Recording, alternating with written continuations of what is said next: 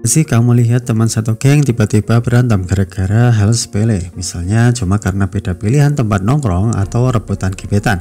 Padahal sebelumnya mereka kompak banget. Nah, yang kayak gini sebenarnya bukan hal baru dari zaman Romawi kuno sampai politik modern. Ada satu jurus klasik yang dipakai untuk melemahkan kelompok besar, divide et impera alias politik pecah belah. Strategi ini simpel tapi mematikan. Kalau ada kelompok yang terlalu kuat, jangan dilawan langsung. Lebih gampang bikin mereka ribut sendiri. Kalau mereka sibuk berantem internal, otomatis gampang dikuasai. Menariknya, meski istilah ini berasal dari dunia militer dan politik, sebenarnya konsepnya bisa kita lihat di mana-mana. Dari sejarah penjajahan, persaingan bisnis, sampai kehidupan sehari-hari di tongkrongan. Video kali ini akan membahas pertama, apa itu divide et impera dan dari mana asalnya. Kedua, bagaimana strategi ini dipakai di berbagai era. Ketiga, contoh nyata di Indonesia dan dunia. Keempat, dampaknya bagi masyarakat. Kelima, apa yang bisa kita pelajari biar nggak gampang kejebak strategi pecah belah ini. So, simak sampai habis biar ngerti dikit-dikit.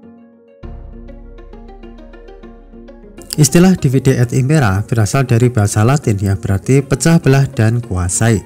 Strategi ini sudah dikenal sejak zaman Kekaisaran Romawi. Alih-alih menghadapi musuh besar secara langsung, mereka lebih suka bikin lawan sibuk berkonflik internal.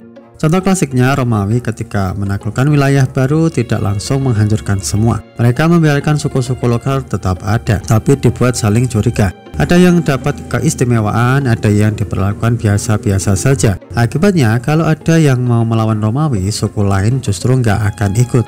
Selain Romawi, tokoh militer legendaris Machiavelli juga melakukan hal serupa dalam bukunya The Prince. Menurutnya, pemimpin yang cerdas tidak hanya kuat, tapi juga tahu cara membuat rakyat atau lawannya sibuk dengan konflik internal. Jadi intinya, divide et impera itu adalah senjata psikologis untuk melemahkan musuh tanpa harus banyak keluar tenaga. Kalau kita tarik ke sejarah Indonesia, strategi ini dipakai banget sama Belanda.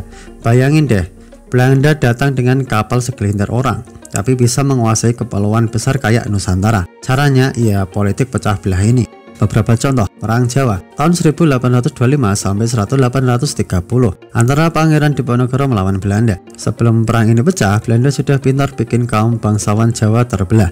Ada yang mendukung Diponegoro, ada yang memilih bekerja sama dengan Belanda demi posisi dan keuntungan.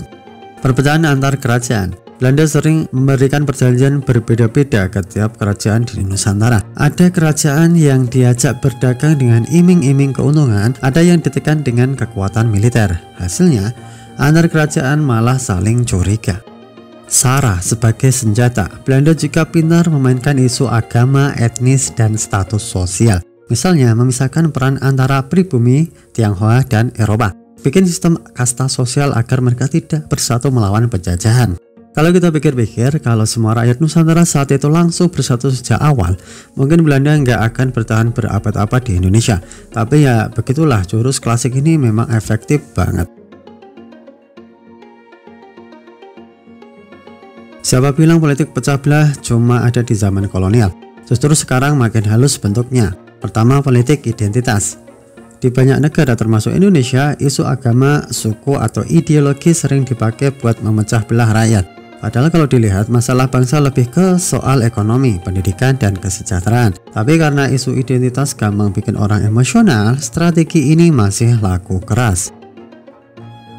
Kedua, persaingan partai politik. Daripada bersatu memajukan bangsa, kadang partai justru saling menjatuhkan demi kepentingan sendiri. Akhirnya rakyat malah ikut kepecah jadi kubu-kubu fanatik. Ketiga, media dan sosial media.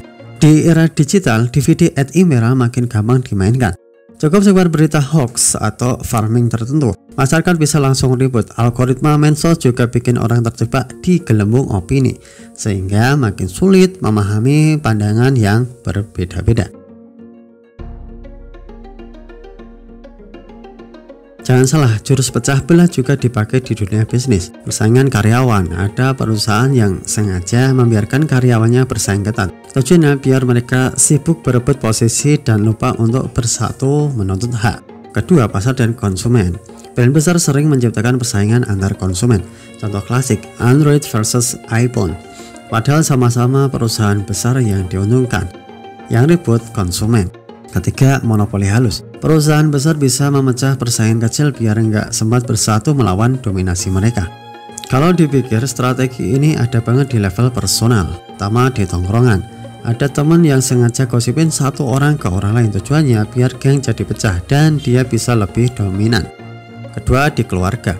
Kadang ada orang tua yang nggak sadar memperlakukan anak-anaknya dengan perbandingan. Akhirnya kakak adik malah jadi saingan. Ketiga, cinta segitiga. Kalau ada orang ketiga yang masuk, hubungan bisa pecah. Itu juga bentuk DVD et impera yang kecil-kecilan.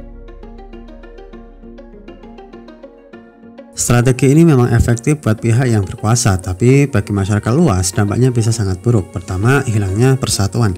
Orang jadi sibuk bertengkar padahal masalah utama enggak terselesaikan. Kedua, mudah dikendalikan. Kelompok yang terpecah jadi gampang diarahkan oleh pihak tertentu. Dan ketiga, kerugian jangka panjang. Baik negara, perusahaan, ataupun komunitas, semuanya bisa kehilangan potensi besar gara-gara energi habis untuk konflik internal. Keempat, munculnya kebencian turunan. Kadang pecah belah ini meningkatkan luka sejarah yang turun-temurun ke generasi berikutnya, misalnya konflik etnis atau agama. Nah, biar nggak gampang kejebak strategi pecah belah, ada beberapa hal yang bisa dilakukan. Pertama, belajar dari sejarah. Kita harus sadar bahwa pecah belah itu jurus klasik. Kalau sudah paham polanya, kita bisa lebih waspada. Kedua, fokus ke tujuan bersama. Kalau ada masalah, tanyakan, kita sebenarnya punya musuh atau masalah utama yang sama, bukan? Ketiga, kritis pada informasi. Jangan gampang percaya berita atau gosip yang memecah belah. Selalu cek fakta. Keempat, bangun empati dan dialog. Banyak konflik terjadi karena miskomunikasi. Dengan ngobrol dan saling memahami, pecah belah bisa dihindari.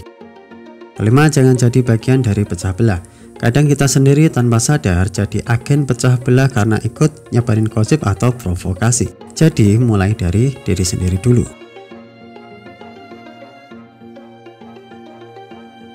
DVD et impera itu bukan cuma teori sejarah, tapi realitas yang terus berulang. Dari Romawi, penjajahan Belanda, sampai politik modern dan kehidupan sehari-hari. Strategi ini terbukti ampuh, tapi di sisi lain, kalau kita sadar dan belajar dari sejarah, kita bisa memutus siklus ini. Persatuan memang kata-kata klise, tapi sebenarnya itulah antivirus terbaik melawan jurus pecah belah. Jadi daripada sibuk ribut karena hal-hal kecil, lebih baik energi kita dipakai buat hal-hal yang bikin maju bareng. Seperti kata pepatah, kalau sendiri kita bisa cepat, tapi kalau bersama kita bisa jauh.